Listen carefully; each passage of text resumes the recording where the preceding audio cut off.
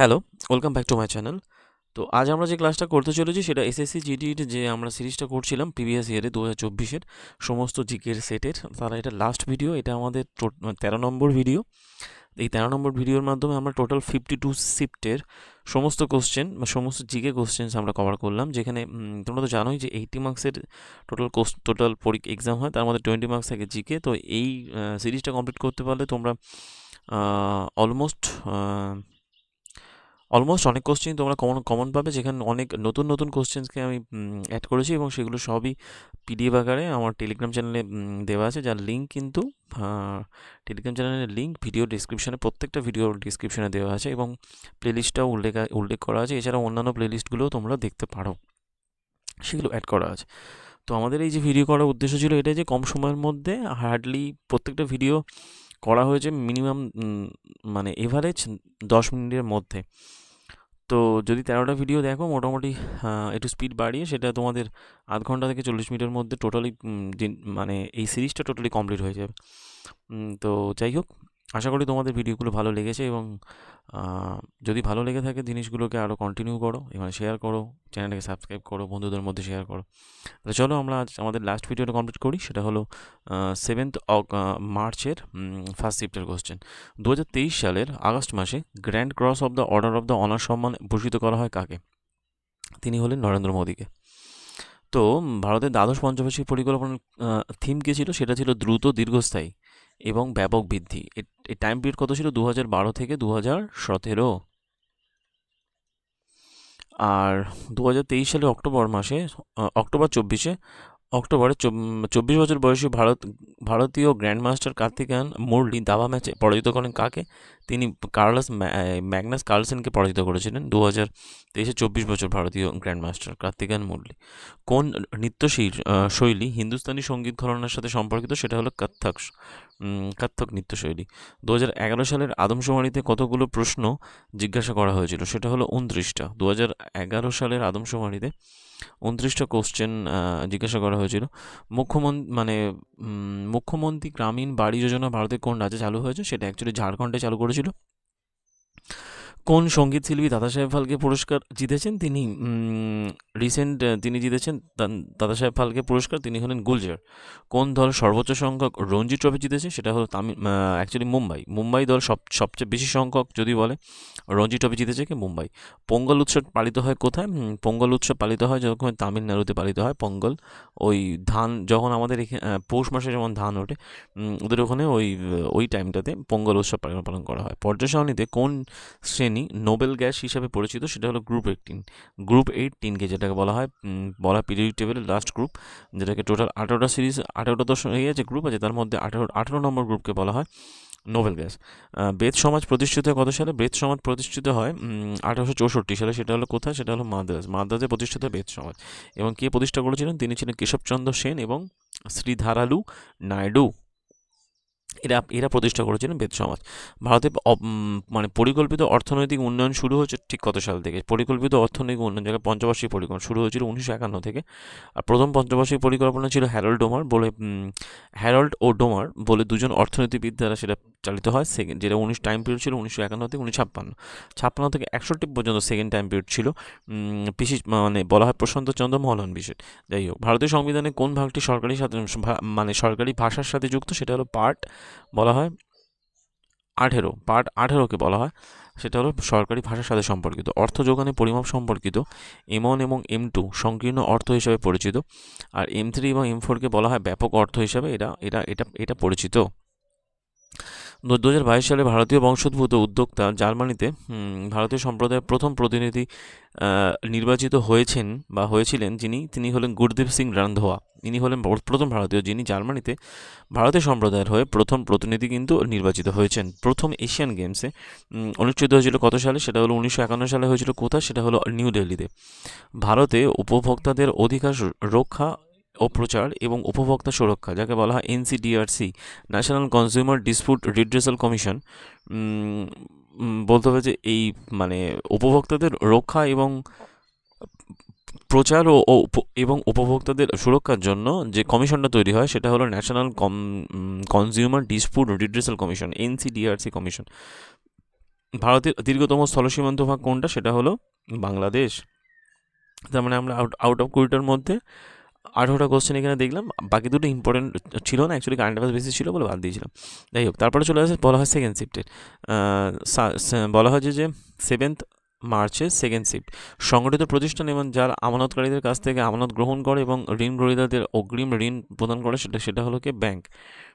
পর্যায় সারণীর এস ব্লকে কোন মৌল আছে? সেটা হলো ক্যালসিয়াম। সমস্ত পরিচিত মৌলের 78%-এর বেশি ধাতু দ্বারা গঠিত এবং তারা বাম দিকে অবস্থিত হয়। দারিদ্র্য রেখা নির্ণয়ের জন্য কোন কমিটি তৈরি হয়েছিল? 2014 সালে তৈরি হয়েছিল রাংরাজন কমিটি। রাংরাজন কমিটি দারিদ্র্য রেখা নির্ণয়ের জন্য। পণ্ডিত শিবকুমার শর্মা পণ্ডিত শিবকুমার মানে শর্মা ছিলেন কোন বাদ্যযন্ত্রের সাথে যুক্ত? তিনি ছিলেন সন্তুর বাদক। অ্যান্থনি অমলরাজ কোন খেলার সাথে যুক্ত? তিনি ছিলেন টেবিল টেনিস খেলার সাথে যুক্ত। জাতীয় প্রতিরক্ষা, রাস্তাঘাট, সরকারি প্রশাসন, এইগুলো কী হিসেবে ব্যবহৃত হয়? এগুলো অ্যাকচুয়ালি সরকারি সম্পত্তি হিসাবে এদেরকে ধরা হয়। উত্তরপ্রদেশ 7 নম্বর, উত্তরপ্রদেশ রাজ্যের লোকনৃত্য, এটা অ্যাকচুয়ালি কোন ধরনের লোকনৃত্যের মধ্যে পড়ে? এটা উত্তরপ্রদেশ রাজ্যের লোকনৃত্যের মধ্যে পড়ছে কাজরি। বাকি অপশানগুলো ছিল ঘুমুর। ঘুমুর যেমন বা ঘুমর বলা হয় রাজস্থানের কুচিপুদি। কুচিপুদি যেমন অন্ধ্রপ্রদেশের লাবণী হলো মহারাষ্ট্রে। ব্যাডমিন্টন খেলোয়াড় কে ছিলেন? ব্যাডমিন্টন খেলোয়াড় হলেন সাইনা নেহওয়াল, যিনি হলেন ব্যাডমিন্টন খেলোয়াড়। ভারতের সংবিধানে 51-এ অনুচ্ছেদগুলো কতগুলো মৌলিক কর্তব্যের মধ্যে পড়ে? সেটা হলো 11টা মৌলিক কর্তব্যের মধ্যে পড়ে। নির্দিষ্ট বয়সের জনসংখ্যার শতাংশের উপর ভিত্তি করে সাক্ষরতার হার নির্ধারণ কী করে বলা হয়? সেটা পড়তে এবং লিখতে পারাকে বলা হয় সাক্ষরতার হার।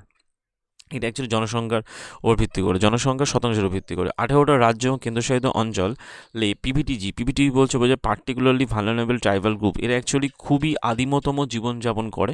সংখ্যা কটা? এটা হলো 75। এটা কিন্তু খুবই ভালো কোশ্চেন। মহলওয়ারি বন্দোবস্ত প্রবর্তিত করেছিলেন কোথায়? হল্ট ম্যাকেনজি, মুম্বাই হবে। আর এবং ওই মহারাষ্ট্র ওই দিকে হয়েছিল, গুজরাট মহারাষ্ট্রের দিকে মহলওয়ারি ব্যবস্থা। হর্ষবর্ধন কতগুলো সংস্কৃত নাটক রচনা করেছিলেন? সম্রাট হর্ষবর্ধন তিনি 3টে সংস্কৃত নাটক রচনা করেছেন। খুবই ভালো কোশ্চেন এটা। এই ধরনের কোশ্চেনগুলো কিন্তু খুবই কনফিউজিং, সেই জন্য এগুলো অনলাইন হিসেবে দেখা হচ্ছে।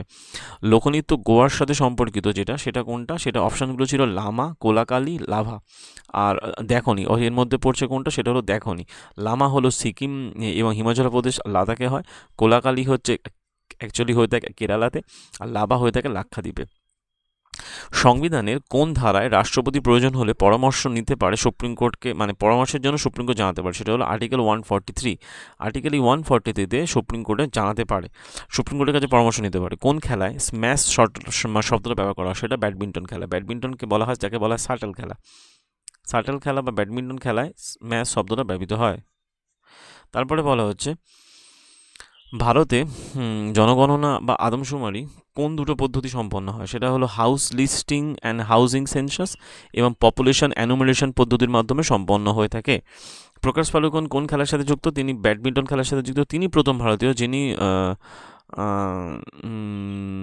লন্ডন গেমস বা ব্যাডমিন্টন এই জিতেছিলেন। যাই হোক, তিনি বলা হয়েছে যে ইন্ডিয়ান ব্যুরো অফ দ্য মাইনের সদর দপ্তর কোথায় অবস্থিত? ইন্ডিয়ান ব্যুরো অফ মাইনের সদর দপ্তর অবস্থিত নাগপুরে। প্রথম পর্যায়ে উপস্থিত মৌলের সংখ্যা কতগুলো ছিল? মানে প্রথম পর্যায়ে যেটা আমরা যে 7খানা পিরিয়ডে ভাগ করছি, 7খানা পিরিয়ড অ্যান্ড 18 গ্রুপ।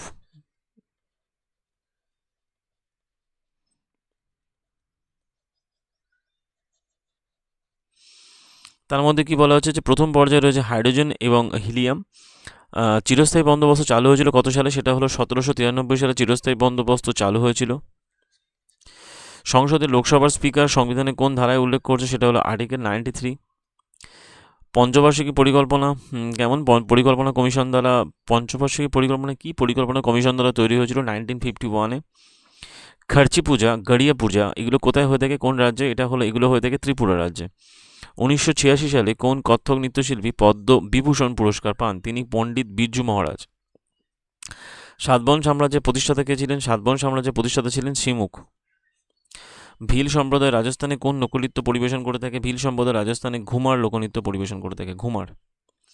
এটা অ্যাকচুয়ালি রাজস্থানে। তারপরে চলে আসছে সবচেয়ে লাস্ট শিফট, বলা হয় মাহাসু নৃত্য কোন রাজ্যে অবস্থিত? মাহাসু মানে কোন রাজ্যে পালিত হয়ে থাকে? মাহাসু নৃত্য উদযাপিত হয় যেরকম হিমাচল প্রদেশ রাজ্যে। কংগ্রেস এবং মুসলিম লীগের মধ্যে চুক্তি হয়েছিল, লখনৌ চুক্তি কত সালে হয়েছিল? 1916 সালে। আসামে বহুল প্রচলিত নৃত্য কোনটা? সেটা হলো বিহু। রাই লোকনৃত্য বিখ্যাত হয়েছে কোন রাজ্যে?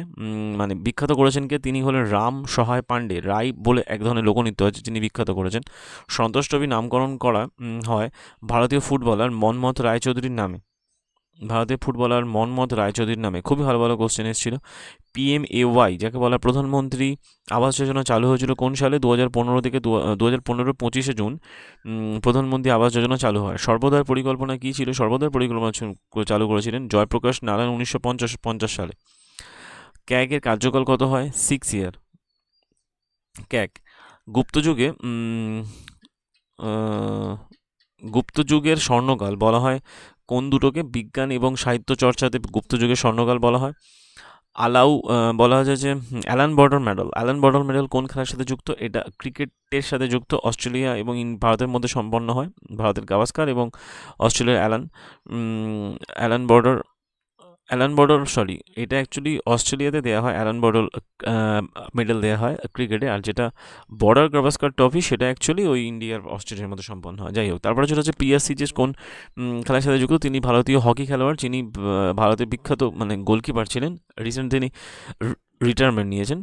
আর যাই হোক, মোটামুটি আমরা এই ভিডিওর মাধ্যমে আমাদের যে 13টা শিফট ছিল তার সব কটা কোশ্চেনই আমরা কমপ্লিট করলাম।